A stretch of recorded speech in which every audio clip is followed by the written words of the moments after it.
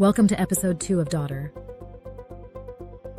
A tale of a secret held, betrayal, and the struggle for growth and redemption. Sunday, April 14th. The Broken Brunch. Part 2. I'm filing for divorce. The words hit Sara like a punch to the gut. Damn it, she thought. Her stomach spiraled as her mother's words from 2 weeks ago echoed in her mind. It's just dancing, honey. A few drinks, some attention from younger men. At the time, she pushed those conversations away, convincing herself that her mother would never cheat. But sitting here now, watching her father's pain, she realized she'd been a fool. Her breath caught in her throat as her trembling hand reached for John under the table. "What?" said Scott. "Oh no," whispered John with a heavy heart. John understood broken families. Navigating his parents' broken marriage as a teenager had been hard on him and his older brother Stephen. Infidelity didn't feel any better as an adult, thought John. He grunted as Sara's nails dug into his hand. His gaze shifting toward Sara, who was taking short, panicked breaths. Her face drained of color. He squeezed back, not in anger or judgment, but to let her know that he loved her and was there for her. This was going to be different, he thought. A tearing apart that he wasn't sure anyone would survive unscathed. Wait, when did this happen? Asked Scott. Tony's shoulders slumped as the sigh escaped like the air from a punctured tire, his fingers restlessly tracing the menu's worn edges. Those Friday night dinners, Tony said, his voice bitter. Her friends from the office. I guess I should have seen it coming. They're all divorced, all telling her how liberated they feel. I thought dinner would be harmless. Sara watched her father, seeing beyond his words. The Friday nights were never about dinner with friends. Is this how it starts for all marriages? Not with dramatic betrayals, but with tiny secrets, with words left unsaid. Her mother's quest for something. Validation, excitement, a version of herself lost between decades of motherhood and marriage, had begun in those seemingly innocent evenings out. A dull nausea churned in John's stomach, dragging him back to the suffocating weight of teenage nights spent listening to muffled arguments through thin walls, as his parents' marriage dissolved into a competition of infidelities. He understood these quiet devastations all too well. Families didn't explode. They leaked. Tiny fractures that spread until the entire structure became unsustainable. 10 years later, and his family was still dealing with the aftermath. He thought he'd found an escape from that world with Sara's family. His hand, warm and steady, pressed Sara's firmly. Yeah, harmless, Tony repeated. The sad part is that I encouraged her to go out, Tony said, a bitter laugh escaping. The irony wasn't lost on him or his children. His generosity had been the very wedge that pried apart their life together. How did you find out? Asked Scott. She told me, said Tony in a raised voice as he spread his hands. I didn't want to believe it, but she came right out with no shame and told me, like it was just another topic at dinner. But then she had the nerve to try to convince me it was fine. Can you believe that? That wasn't the complete truth, thought Tony. Julie was either sloppy in her delusion or got played. Tony received 2 videos of Julie cheating on him from an unknown number this past Friday night. Her grand unveiling of the affair was already old news when she told him Saturday morning. What the hell? John muttered under his breath. Penny arrived and placed maple syrup, a platter with toast, and butter and jellies on the table. Order will be up in a few, as she continued to the next table. Tony looked up with a weak smile, then continued. She started talking about modern relationships and feminine empowerment, how she shouldn't be confined by outdated ideas about marriage. She has the right to explore and have new experiences because she's a modern woman who wants to feel butterflies again, before she gets too old. Then, holding his hand up, then, she said it's only sex. Like that somehow makes a difference, and does not include any love because, and get this, she only loves me. Sara, John, and Scott stared at Tony, words escaping them. And if that wasn't enough, she hit me with this my body, my choice bullshit, which apparently supersedes our marriage vows, as it is her choice who she gives access to her body. Our marriage vows suddenly meant nothing compared to some podcast about living your truth. What did she say when you threatened to divorce her? Sara asked, her fingers nervously tracing the etching on her pendant. Not a threat, Sara. It's happening. I won't let anyone disrespect me and turn me into a cuckold. Tony's voice cracked. Not from rage, but from a deep, profound sense of loss. This wasn't just about betrayal. It was about the complete unraveling of a life he thought he understood. 35 years of marriage reduced to a moment of careless indiscretion, of casual cruelty. The future he had imagined. Quiet evenings, grandchildren, travel, growing old together. Dissolved like mist, leaving behind nothing but the stark, cold reality of abandonment. Amen to that, said John. Sara looked down and dug a nail into her finger. She was well aware of her husband's thoughts on infidelity. Then she said that if I resisted, she would take everything in the divorce, so I should just accept it. She told me about the other guy because she wanted my approval to explore things with him. She expected me to be happy for her. Nothing would change between us, and it would only be once a week. I stared at her like she had lost her mind. I told her no. Then fuck no. This caught me by surprise. He sighed. That's when she lost it, calling me old-fashioned, and I didn't own or control her body. She kept trying to get me to see her side, how it wouldn't hurt us. I would get all the sex I could handle and more. When I didn't respond, she then asked if we could open our marriage for a short time, or practice ethical non-monogamy. Whatever the fuck that is. Tony rubbed the back of his neck. At that point, I'd had enough. It was obvious a moron had replaced my wife. I told her no matter what she called it, it was cheating. The answer now and forever would be no. I finally told her to go fuck herself and her body, and that I had made my choice. She kept screaming like a banshee, running back and forth, finally packing a bag and just left the house. I sat in the kitchen for a couple of hours, numb. Then I moved her crap from the main bedroom to the guest room, just in case she came back. But she's been gone since yesterday. I don't know where she is. I plan to have her served this week at work. Placing his hands back down on the table, Tony sighed. It's been a hell of a week. Disgust evident in his voice. I can't believe this. I thought it was just the girls my age doing all that. But Mom?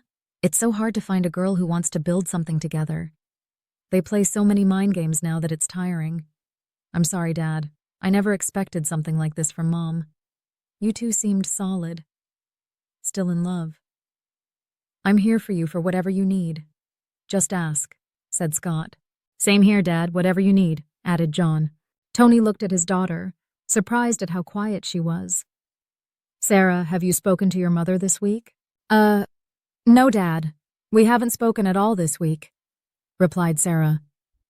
The question sent chills to the very depths of her heart. He looked sad at her response, possibly hoping for a different answer. That's strange for you two, isn't it? Said Tony. Yeah, it is. Sara turned away, biting her lip to control her quivering.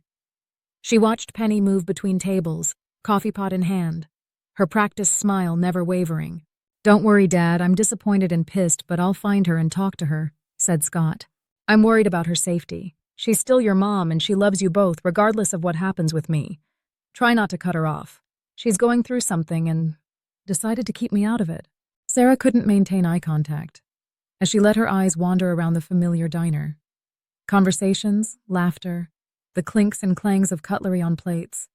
The sizzling sounds from the open kitchen overwhelmed her as she wanted to avoid where this conversation was heading. She focused on the circular corner booth her family sat in every other Sunday. The once pristine red vinyl seats, now worn and cracked. They had seen many of her family's wonderful moments. Like her engagement announcement. Her parents were so happy for her and John. Or when she was younger, how she loved putting nickels and dimes into the mini jukebox by the window, exploring new songs that were old to her parents. What had always been a comforting, fluorescently illuminated refuge now bore the heavy weight of bearing witness to a dark family moment. The sinking feeling in Sarah's chest deepened as the worst-case scenario had become a reality for her. She caught the tear running down her face and looked at her dad. Her heart pounded in her ears, the shame and guilt clawing up her throat. She knew what she'd done or hadn't done was wrong. But how could she tell him? How could she tell her dad that she knew? That she kept her mouth shut? "I'm so sorry, Daddy. I'm sorry this happened. And the divorce, is there no way to work this out? Counseling?" asked Sara. "No," Tony responded firmly. "Not the way this broke down. If she was having issues, she should have spoken with me, giving us a chance to fix it together. Instead, she opened herself up to an emotional affair and chose to make it physical. She disrespected me and our marriage. Sara, she refuses to stop and expects me to accept it. That's selfish, hurtful, and so unlike her. You've been together for almost 35 years. You said she doesn't love this guy. If she comes back home truly remorseful, would you consider at least trying? Why rush into a divorce? What would be the harm in trying?" asked Sara. Tony gave his daughter a hard look. Before going to the diner that morning, Tony had already decided that he didn't want his children to find out about the videos of their mother's activities. He questioned whether he made the right choice. Her actions, Sara. God, she spent weeks with this guy. Dates, dancing, getting drunk, and God knows what else. I don't believe for a second that she doesn't have feelings for this guy. She has been cheating on me and our marriage, disrespecting our bond, everything we built. I can't ignore it. I love your mother and can't just turn that off. But she destroyed our marriage without taking me and my feelings into account. I understand and I agree.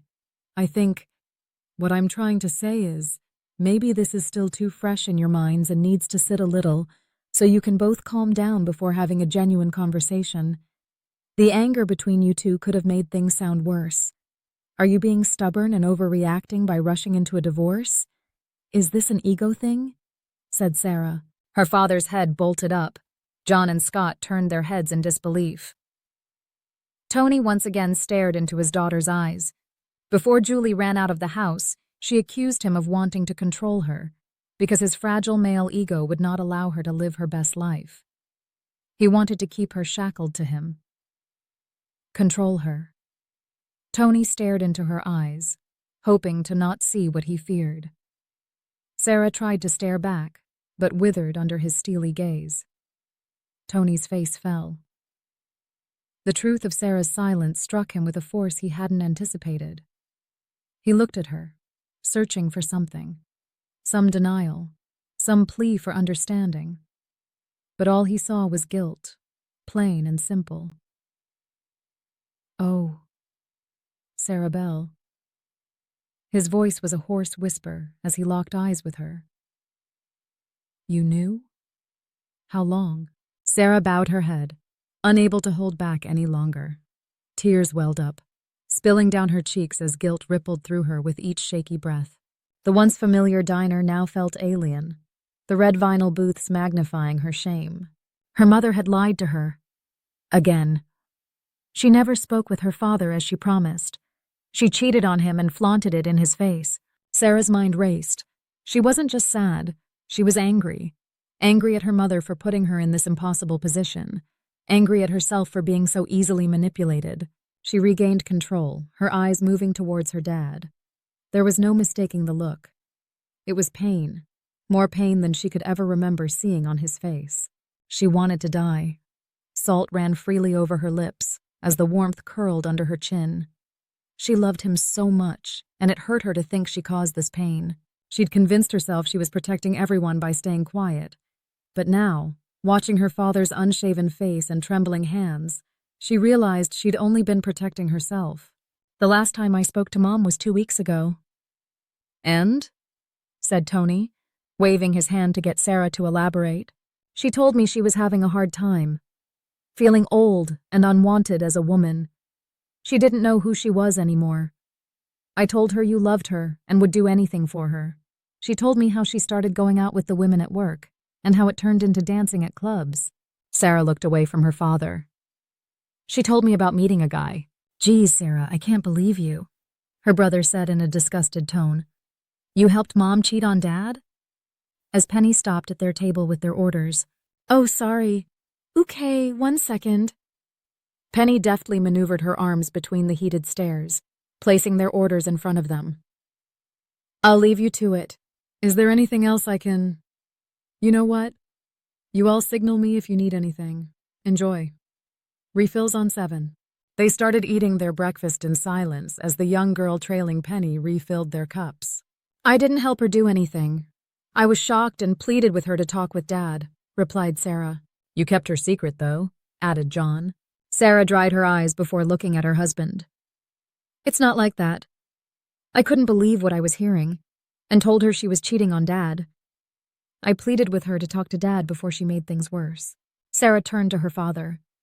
She promised me nothing would happen, that she would talk to you and work things out.